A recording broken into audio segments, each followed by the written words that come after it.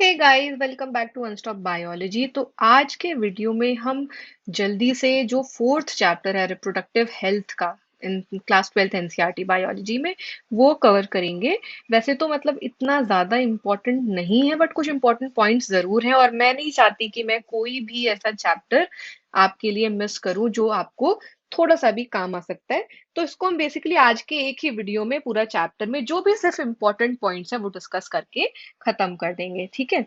तो reproductive health basically जैसा कि वर्ल्ड हेल्थ ऑर्गेनाइजेशन बोलता है, ना सिर्फ आपके रिप्रोडक्टिव सिस्टम के लिए इम्पोर्टेंट है, बट कि एक टोटल वेलबींग है जो फिजिकल, इमोशनल या सोशल हर तरीके का वेलबींग देता है ना। तो हम देखते हैं कि क्या क्या ऐसे रिप्रोडक्टिव हेल्थ के प्रॉब्लम्स हैं और उसके लिए क्या स्ट्रैटेजीज बनाई हैं पास्ट में या करंट स्ट्रैटेजीज क्या चल रही हैं। तो गाइज, एक जो सबसे बड़ी प्रॉब्लम है वो है पॉपुलेशन कंट्रोल की, पॉपुलेशन स्टेबलाइज करने की, है ना। और जैसा कि आप देख रहे हैं यहाँ लिखा हुआ है कि फैमिली प्लानिंग जो है इनिशिएट हुआ था 1951 में, है ना। तो आप समझ सकते हैं कि काफी पहले से ही जो हमारे गवर्नमेंट बॉडीज हैं या जो हमारे कंसर्न्ड ऑर्गेनाइजेशंस हैं वो काफी कॉन्शियस हैं फैमिली प्लानिंग को लेकर, क्योंकि अगर हम बेसिकली ओवर पॉपुलेट कर देते हैं अर्थ को तो उसके बहुत सारे नुकसान हैं, है ना। इसके अलावा जो दूसरी प्रॉब्लम है वो है फीमेल फीटिसाइड का, जिसका मतलब होता है कि फीमेल फीटस को किल कर देना, है ना। क्योंकि कहीं ना कहीं बहुत सारी कंट्रीज में फीमेल को एज अ बर्डन देखा जाता है ना। तो जबकि ऐसा कुछ है नहीं। तो एक तो स्टैचुरी बैन लगाया गया इसके लिए, अमीनोसेंटेसिस जो कि एक तरीका था सेक्स डिटरमाइन करने का उसके ऊपर। तो इवन इंडिया में भी जो है लीगली अलाउड नहीं है सेक्स डिटरमिनेशन किसी भी तरीके से, और फीमेल फीटिसाइड, फीमेल फीटस का को किल कर देना भी लीगली अलाउड नहीं है और इसके अगेंस्ट बहुत सारे लॉज बना दिए गए। अब जो है तीसरा जो प्रॉब्लम फैमिली प्लानिंग के लिए के से रिलेटेड है वो है बर्थ कंट्रोल का, है ना। तो उसके लिए भी बहुत सारे मेथड्स जो हम आगे पढ़ेंगे अभी इस वीडियो में बनाए गए, जिसमें से एक जो है मेथड है ओरल कॉन्ट्रासेप्टिव का फीमेल्स के लिए, है ना। वैसा ही एक ओरल कॉन्ट्रासेप्टिव है सहेली, जिसको कि central drug research institute CDI Lucknow ने डेवलप करा था, है ना। तो देखते हैं कि पॉपुलेशन स्टेबलाइजेशन और बर्थ कंट्रोल एग्जैक्टली क्या है, ठीक है। तो बेसिकली ये देखा गया कि जो चाइल्ड हेल्थ प्रोग्राम एक बनाया गया, reproductive child health RCH program, जो कि जो रैपिडली ग्रोइंग पॉपुलेशन है, जो इंडिया में भी एक बहुत बड़ा कंसर्न है, उसको कम करने के लिए बनाया गया। अब इसको किसी ना किसी तरीके के कॉन्ट्रासेप्शन से ही कम किया जा सकता है, ठीक है। तो अब देखा गया कि मतलब एक आइडियल कॉन्ट्रासेप्टिव क्या होना चाहिए जिसको यूज करने में कभी कोई हेजिटेट ना करे, जो कि बहुत ही यूजर फ्रेंडली हो। तो उसके अकॉर्डिंग डिफाइन करा गया कि एक आइडियल कॉन्ट्रासेप्टिव जो है यूजर फ्रेंडली होना चाहिए, बहुत ही इजीली अवेलेबल होना चाहिए, बहुत इफेक्टिव होना चाहिए और रिवर्सिबल होना चाहिए विथ लो और लीस्ट साइड इफेक्ट्स। तो बेसिकली अगर आज के डेट पे कोई कोई अगर कॉन्ट्रासेप्टिव यूज कर रहा है, बट अगर वो थोड़े टाइम के बाद चाहता है कोई एक ऑफस्प्रिंग, एक किड, तो वो रिवर्सिबल होना चाहिए, है ना, बहुत सारे केसेस में। तो बेसिकली इसके बेसिस पे क्या किया गया कि कॉन्ट्रासेप्टिव्स को डिवाइड कर दिया गया अलग अलग टाइप्स में। जैसे कि पहला तो है नेचुरल या ट्रेडिशनल, फिर है बैरियर, उसके अलावा है आईयूडीज, ओरल कॉन्ट्रासेप्टिव्स, इंजेक्टेबल्स और इम्प्लांट्स, या फिर सर्जिकल मेथड्स। तो एक एक करके देखते हैं कि ये क्या डिफरेंट मेथड्स हैं एग्जैक्टली exactly। तो पहला मेथड है नेचुरल मेथड, है ना। नेचुरल मेथड में एक तो होता है पीरियोडिक एब्स्टिनेंस, मतलब कि अगर हमें मेंस्ट्रुअल साइकिल में ये पता है कि फर्टिलाइजेशन वाला फेज क्या होता है। फर्टिलाइजेशन वाला फेज होता है ओव्यूलेशन का, जिसको हम बोलते हैं कि डे 10 से day 17 of a menstrual cycle होता है। उस टाइम पे अगर हम अवॉइड करते हैं कोइटस, तो हम अवॉइड कर सकते हैं प्रेगनेंसी, ठीक है। तो ये तो हो गया पीरियोडिक एब्स्टिनेंस। दूसरा जो मेथड है वो है विड्रॉल और कोइटस इंटरप्टस, मतलब कि मेल पार्टनर अगर विड्रॉ कर ले पीन्स को बिफोर इजैकुलेशन तो हो गया विड्रॉल, है ना। तीसरा है लैक्टेशन एमनोरिया, मतलब कि एब्सेंस ऑफ मेंस्ट्रुएशन, जबकि मेंस्ट्रुएशन नहीं होता है, जो कि नहीं होता है पार्टुरेशन और लैक्टेशन के टाइम पे। उस टाइम पर अगर हम कॉइटस करते हैं तो बेसिकली फर्टिलाइजेशन या प्रेगनेंसी नहीं होनी चाहिए, बट कुछ केसेस में ये भी हो सकता है ना। अब इसके लिए ही, क्योंकि natural methods basically are not always in our hand, तो इसके लिए जो है बैरियर मेथड्स बना गए, मतलब हम बहुत सारे ऐसे चीजें यूज कर सकते हैं टू प्रिवेंट प्रेगनेंसी, जिसमें कि एक मेथड है कॉन्डम्स का, जो कि बहुत ही कॉमन और एक बहुत ही सिंपल मेथड है जिसको सभी को, जिससे अवेयर होना चाहिए, है ना। तो कॉन्डम्स जो है वो बने होते हैं रबर लेटेक्स के, बहुत थिन रबर लेटेक्स शीट होती है, जो कि पीनस को पूरी तरीके से कवर कर देते हैं in the case of male, और वजाइना और सर्विक्स को कवर कर देते हैं in the case of female. तो guys, I don't know whether you know for the fact और नॉट, कि condoms are not just meant for males, it is meant for both males and females, right? और condoms जो है सिर्फ pregnancy ही avoid नहीं करते हैं, ये आपका जो है हेल्प करते हैं जो भी सेक्सुअली ट्रांसमिटिंग डिजीजेस होती हैं, है ना, या फिर एड्स, उससे भी प्रोटेक्ट करने में। ठीक है, तो ये तो हो गया पहला बैरियर मेथड कॉन्डोम्स का। उसके अलावा दूसरा मेथड जो है वो है डायफ्राम, सर्वाइकल कैप्स या वॉल्ट्स लगाने का। तो ये भी एक तरीके का रबर मटेरियल ही होता है जो फीमेल रिप्रोडक्टिव ट्रैक्ट में इंसर्ट कर दिया जाता है ड्यूरिंग कॉइटस, ये कवर कर देता है सर्विक्स को। ठीक है, अब तीसरा जो मेथड है वो है इंट्रा यूटराइन डिवाइसेस, आईयूडीज।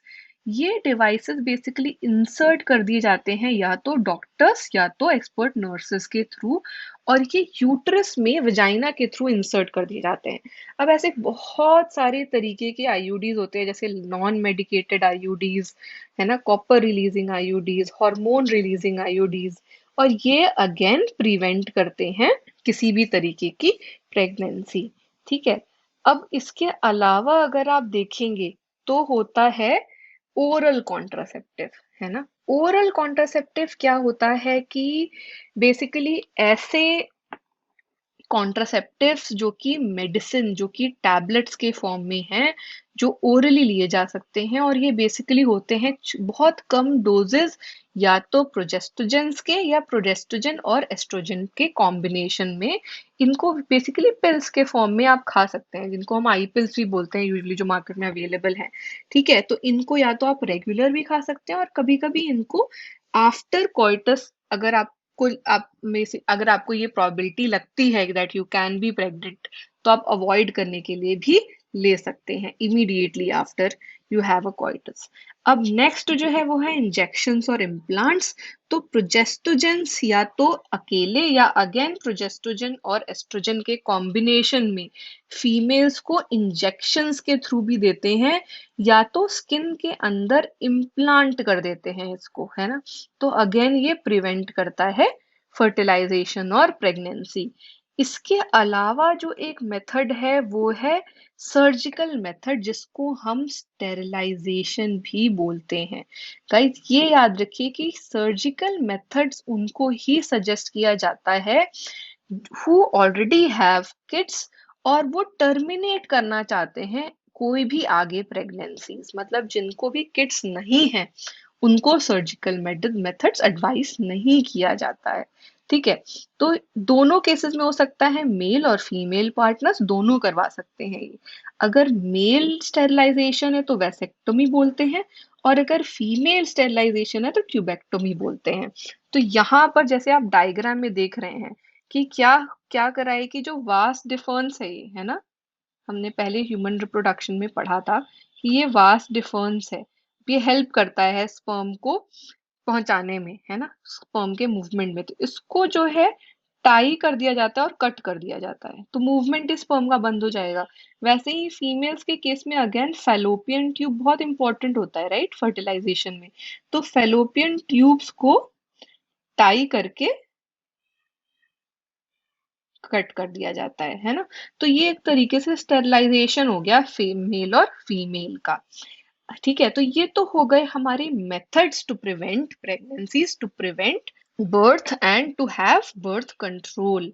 अब इसके अलावा बहुत सारे ऐसे सेक्सुअली ट्रांसमिटेड इन्फेक्शंस एसटीआईज हैं जिससे कि सभी को अवेयर रहना चाहिए, है ना। तो जैसे कि ऐसे कोई भी इन्फेक्शंस या डिजीजेस जो कि होते हैं सेक्सुअल इंटरकोर्स से, उनको हम बोलते हैं सेक्सुअली ट्रांसमिटेड इन्फेक्शंस। उनको हम बोलते हैं वेनीरियल डिजीजेस, उनको हम बोलते हैं रिप्रोडक्टिव ट्रैक्ट इन्फेक्शंस, आरटीआई, है ना। तो ऐसे ही कुछ डिजीजेस के नाम अगर मैं आपको बताऊं जो बहुत ही कॉमन है, तो वो गोनोरिया है, सिफिलिस है, जेनाइटल हेर्पिस है ना, क्लेमाइडियसिस है, जेनाइटल वॉर्ट्स होते हैं, हेपेटाइटिस बी और एचआईवी भी होता है।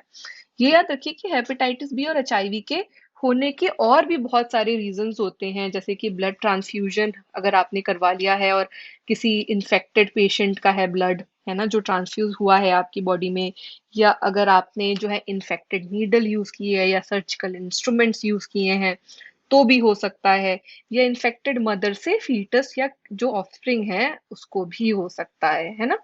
तो बेसिकली जो है हेपेटाइटिस बी, जेनाइटल हर्पीज और एचआईवी को छोड़ के बाकी सारी डिसीजेस अगर अर्ली स्टेज में डिटेक्ट हो जाती हैं तो प्रॉपरली ट्रीट भी किए जा सकते हैं, है ना। अब जो है क्या जो है प्रोसेस है इसको प्रिवेंट करने का, तो बेसिकली इसको प्रिवेंट करने का सबसे मेन रीजन ये है कि एक तो आप अवॉइड कीजिए having sex with unknown partners और multiple partners. You always try to use condoms during coitus, or you should always consult with a doctor in case of any doubt, right? तो ये तो हो गए कुछ सेक्सुअली ट्रांसमिटेड इन्फेक्शंस। अब इसके अलावा जो एक बहुत ही कॉमन प्रॉब्लम है आज के केस में, वो है इनफर्टिलिटी की। तो इनफर्टिलिटी जो है वो होता है unable to produce kids in spite of having unprotected sexual cohabitation, right?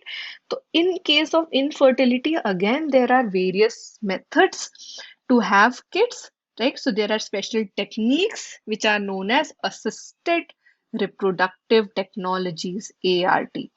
एक जो मेथड है वो है आईवीएफ का, इन विट्रो फर्टिलाइजेशन का, जिसमें क्या करते हैं कि एम्ब्रायो ट्रांसफर कर देते हैं, है ना, बनाकर। तो उसमें क्या करते हैं, पहले तो टेस्ट ट्यूब बेबी प्रोग्राम बोलते हैं, हम ओवम लेते हैं वाइफ से, स्पर्म लेते हैं हस्बैंड से, और उसको हम कलेक्ट करके उसको हम जाइगोट बनाते हैं लैब में, इसीलिए इसको बोलते हैं टेस्ट ट्यूब बेबी, है ना, क्योंकि जाइगोट लैब में बन रहा है। अब इस जाइगोट को या तो हम, अगर अर्ली स्टेज है, मतलब अगर 8 ब्लास्टोमियस वाली स्टेज है, तो फैलोपियन ट्यूब में ट्रांसफर कर देते हैं। अगर ये लेटर स्टेज है तो हम यूट्रस में ट्रांसफर कर देते हैं और फिर फर्दर डेवलप होने के लिए छोड़ देते हैं। तो जैसे इन विट्रो फर्टिलाइजेशन है, वैसे ही इन वीवो फर्टिलाइजेशन भी है, जहां पर हम फीमेल की बॉडी के अंदर ही फ्यूज कराते हैं गैमेट्स को, है ना। तो ये उन फीमेल्स के केस में होता है जो कंसीव नहीं कर पाती हैं बट आगे के सारे प्रोसेस कर सकती हैं, है ना। तो इसके तो इसमें होता क्या है कि जो है ओवम कलेक्ट करके डोनर से कभी कभी, और दूसरे फीमेल, अगर कोई नहीं प्रोड्यूस कर सकती है फीमेल, तो दूसरे फीमेल के अंदर भी ट्रांसफर करके और फिर उसको फर्टिलाइज करते हैं। इसी प्रोसेस को हम बोलते हैं सरोगेसी, है ना। अब इसके अलावा कुछ और प्रोसेस है, जैसे इंट्रासाइटोप्लाज्मिक स्पर्म इंजेक्शन, जिसमें हम क्या करते हैं कि एम्ब्रायो बनाने के लिए स्पर्म को डायरेक्टली इंजेक्ट कर देते हैं ओवम के अंदर और फर्टिलाइज करके यूज कर लेते हैं जाइगोट को, ठीक है। इसके अलावा जो है अगर फीमेल जो है वो वो कंसीव भी कर सकती है, वो बिल्कुल रिप्रोडक्टिवली हेल्दी है, और बट मेल नहीं है, तो आर्टिफिशियल इंसेमिनेशन भी करते हैं। इसमें क्या करते हैं कि हम सीमेन को कलेक्ट कर लेते हैं, या तो हस्बैंड से अगर सीमेन प्रोडक्शन है, या फिर एक हेल्दी डोनर से, और इसको आर्टिफिशियली वजाइना के अंदर इंजेक्ट कर देते हैं, इंट्रोड्यूस कर देते हैं, ठीक है। और इसको हम बोलते हैं इंट्रा यूटराइन इंसेमिनेशन फीमेल के अंदर, ठीक है। तो ये कुछ गाइस मेथड्स हैं to have kids in case of infertility. तो गाइस इसके साथ ये चैप्टर खत्म हो गया है। बहुत जो है बहुत ही छोटा सा चैप्टर है, यही इंपॉर्टेंट पॉइंट्स हैं, आप इनको पढ़ लेंगे तो बेसिकली ये चैप्टर आपने कवर कर लिया है। आई होप आपको ये समझ में आया होगा, इतना ज्यादा कॉम्प्लेक्स है नहीं। तो प्लीज अगर आपको नहीं समझ में आया तो मुझे जरूर पूछिए डाउट्स, या तो कमेंट कर दीजिए इसी वीडियो में नीचे, और या फिर आप मेरे को व्हाट्सएप पे मैसेज भी कर सकते हैं। व्हाट्सएप नंबर मैंने डिस्क्रिप्शन में दिया हुआ है। अगर आपको वीडियो समझ में आया अच्छे से तो लाइक जरूर कीजिए और अपने फ्रेंड से शेयर जरूर कीजिए गाइस। और आई होप आपने चैनल को सब्सक्राइब तो कर ही लिया होगा अभी तक, सो दैट आपको सारे अपडेट्स आगे के मिलते रहें। Thanks guys, bye bye.